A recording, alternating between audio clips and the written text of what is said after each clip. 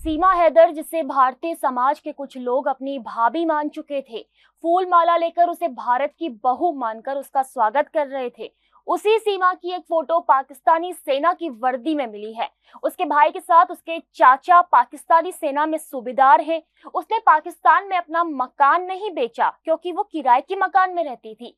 ऐसी कई बातें तब निकलकर सामने आई हैं जब एटीएस ने सीमा हैदर को बीते दिन गिरफ्तार किया और उससे ऐसे तमाम सवाल पूछे जिससे सीमा काफी घबराई और घुमा फिरा के जवाब देती नजर आई है।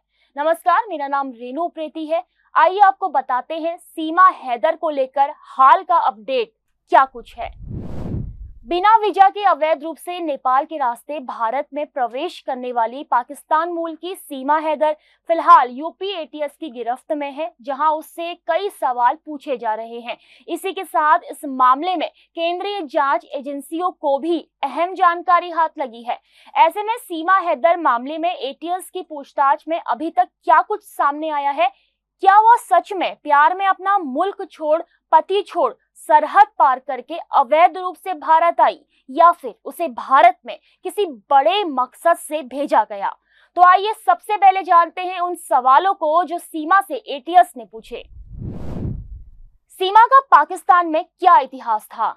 वह अगर किराए पर रहती थी तो उसने घर कैसे बेचा? क्या सीमा पाकिस्तान में सेना के संपर्क में थी? उसके घर से कौन कौन सेना में किस पद पर तैनात है? उसकी वास्तविक उम्र क्या है? उसने क्यों अलग अलग उम्र के दस्तावेज बनाए?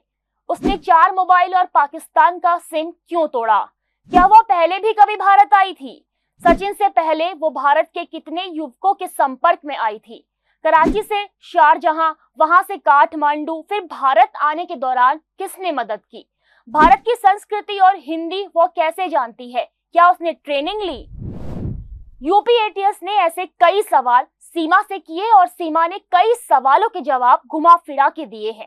पाकिस्तानी सेना की वर्दी में मिली उसकी फोटो जब सीमा को दिखाई गई तो उसे उसने गलत बताया। उसके नाम के फेसबुक पेज पर लगभग 2.5 लाख फॉलोअर्स हैं, जिसे उसने फेक बताया है। हालांकि इस पेज से फ्रेंड रिक्वेस्ट भेजी गई है, जिसकी जांच की जा रही है। इसके अलावा उसने सचिन से पहले कई अन्य दिल्ली एनसीआर के लड़कों के संपर्क में आने की भी कोशिश की थी।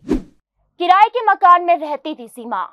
अब तक की जांच में सबसे बड़ा दावा ये किया जा रहा है कि सीमा के पास पाकिस्तान में कोई मकान था ही नहीं, वो किराए के मकान में रहती थी। इसके अलावा वो पासपोर्ट, टिकट कराने वाले ट्रैवल एजेंट तक कैसे पहुंची? उसने मकान किसे और किसकी मदद से बेचा? उसे रुपए नगद मिले या खाते में आए? इन सब बातों को लेकर भी उससे सवाल किए गए हैं, जिनमें सीमा उलझती नजर आई है। वहीं खुद को सीमा हैदर का पति बताने का दावा करने वाला गुलाम हैदर भी अब शक के दायरे में आ गया है। जहां कल तक गुलाम हैदर अपने सारे काम छोड़कर मीडिया के सवालों के जवाब देता नजर आ रहा था, तो वहीं वो बीते दिन एटीएस के फोन तक नहीं उठा रहा था। कई बार कॉल कर संपर्क करने की उससे कोशिश की गई, उसे मैसेज भी किया गया, लेकिन वो कॉल काटता रहा और उसने किसी भी मैसेज का जवाब नहीं दिया। प्रशिक्षण में मिले हो हाथ पर निशान। वहीं मीडिया के सामने सीमा हाथ में जिन कटे और जले निशानों को सचिन के प्यार में काटना और हैदर से लड़ाई में हैदर के द्वारा जलाना बता रही थी, उस पर एटीएस को ये शक है कि कहीं ये निशान किसी प्रशिक्षण के दौरान तो उसे नहीं मिले।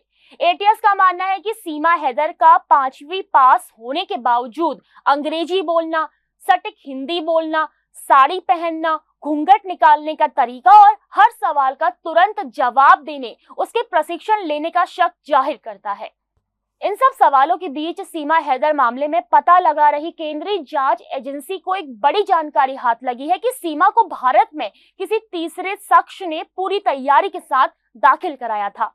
सीमा ने पूरी तैयारी के साथ अपना और अपने बच्चों का ड्रेसअप तैयार किया था ताकि वो भारत के समाज की लग सके। जांच एजेंसियों के मुताबिक ऐसा ही तरीका ह्यूमन ट्रैफिकिंग यानी घरेलू सहायिका या जिस्म फरोशी रैकेट में शामिल महिलाएं भारत और नेपाल सीमा को पार करने में इस्तेमाल करती हैं। इसके अलावा जिस धारा प्रवाह भाषा में सीमा लगातार बात कर रही है, ऐसी ट्रेनिंग नेपाल में मौजूद पाकिस्तानी हैंडलर उन महिलाओं को देते हैं जिनको नेपाल बॉर्डर पार करना होता है। अब जांच एजेंसियां 13 मई को भारत आए सीमा और सचिन के बताई गई लोकेशन भारत नेपाल सीमा सुनौली और सीतामढ़ी सेक्टर में सीसीटीवी फुटेज की जांच कर रही है। इसी के साथ भारत नेपाल सीमा के सारे बसों के सीसीटीवी फुटेज की पड़ताल की जा रही है। उधर पाकिस्तान में सीमा का एक और आशिक सामने आया है, जिसने एक नई बात कहकर सभी को चौंका दिया है। उसका कहना है कि सीमा हैदर दुबई में बार डांसर है। उसकी मुलाकात उससे वहीं हुई और वो उससे काफी प्यार करता है। उसने सीमा के कई लोगों के अलावा एक बड़े नेता के साथ संबंध होने की भी बात कही है। तो वहीं पाकिस्तान के यूट्यूबर सैयद बासित अली ने सोशल मीडिया पर यह दावा किया है कि सचिन सीमा के लिए एक मोहरा है। उसका असल मकसद भारत में घुसना था। ऐसे में अब कई सवाल सीमा हैदर को लेकर उठ रहे हैं कि 4 बच्चों की मां सीमा आखिर कौन है? क्या वो एक पाकिस्तानी महिला और गुलाम हैदर की पत्नी है, या दुबई में बार डांसर है, या फिर कोई पाकिस्तानी खुफिया एजेंसी की जासूस तो नहीं है? जांच जारी है। जो भी जानकारी सामने आएगी जल्द आपको अवगत कराया जाएगा। फिलहाल खबर पर इतना ही। सीमा हैदर मामले को लेकर आपका क्या सोचना है, हमें अपनी प्रतिक्रिया जरूर दें। यूट्यूब में देख रहे हैं तो चैनल को सब्सक्राइब करें और फेसबुक में देख रहे हैं तो पेज को फॉलो करना ना भूलें। नमस्कार।